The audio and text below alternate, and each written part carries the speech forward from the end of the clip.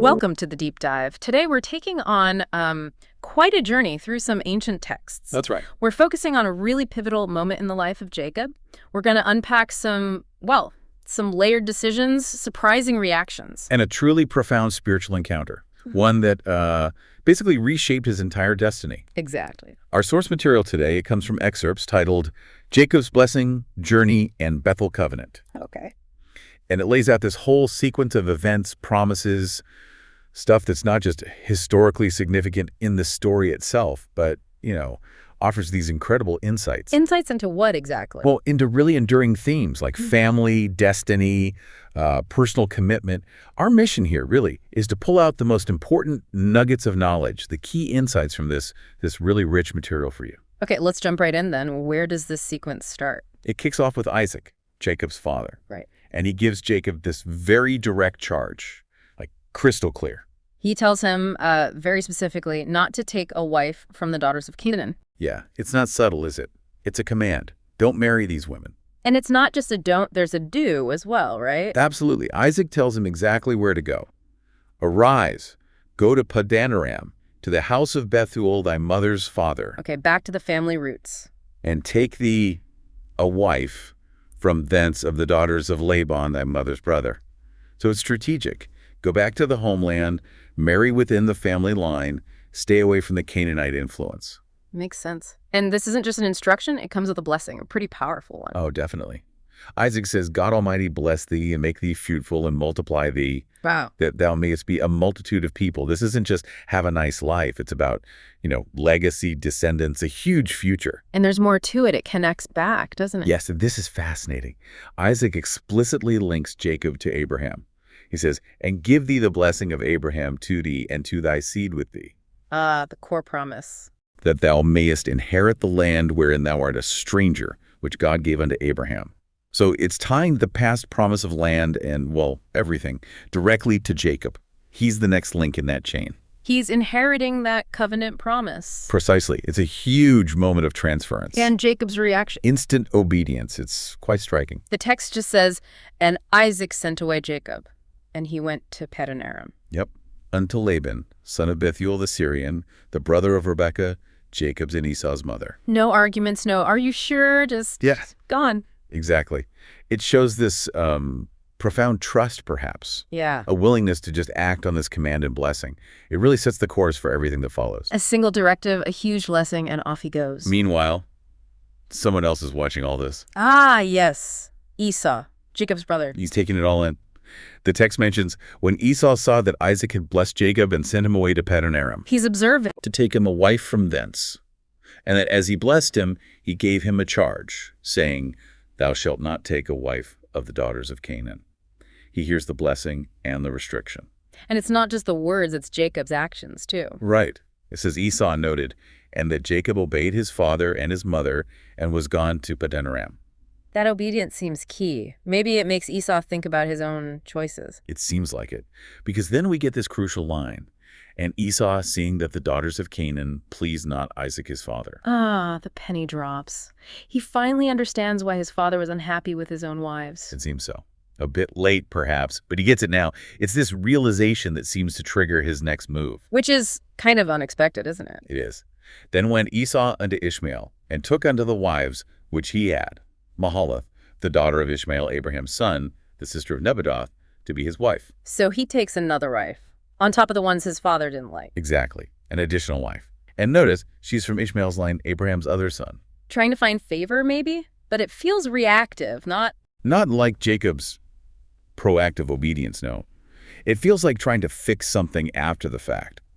Maybe trying to get some sort of blessing by association, but the main one's already gone to Jacob. Interesting contrast. Okay, let's leave Esau for a moment and get back to Jacob. He's on the road now. Right. And Jacob went out from Beersheba and went toward Haran.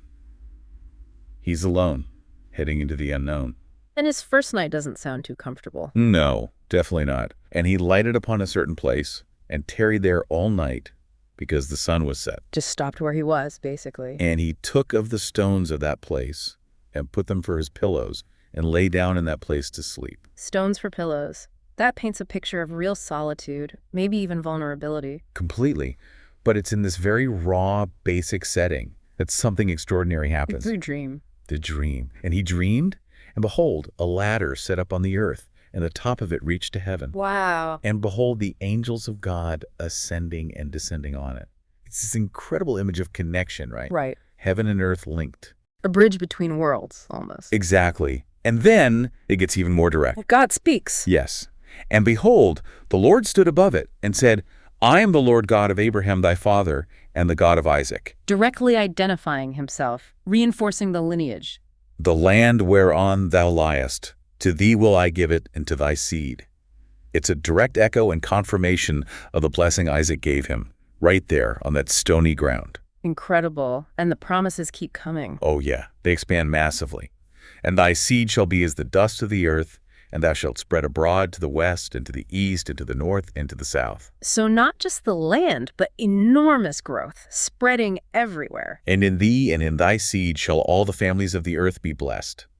This takes it from a family promise to a global, universal impact. It's huge. That's mind-blowing. And there's a personal assurance too, right? Something just for Jacob. Yes, and this must have been incredibly powerful for him alone out there. Yeah. And behold, I am with thee, and will keep thee in all places whither thou goest, Protection on the journey. and will bring thee again into this land.